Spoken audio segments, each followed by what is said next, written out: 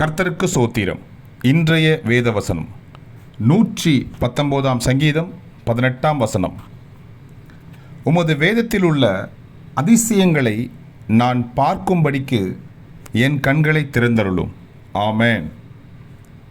119 சங்கீதம் 18 வசனம். உமது வேதத்தில் உள்ள அதிசயங்களை நான் பார்க்கும்படிக்கு என் கண்களை திறந்தருளும். ஆமென். 119 சங்கீதம் 18 வசனம். கர்த்தர் உங்களை ஆசீர்வதிப்பாராக, உங்களோடு கூட இருப்பாராக. ஆமென்.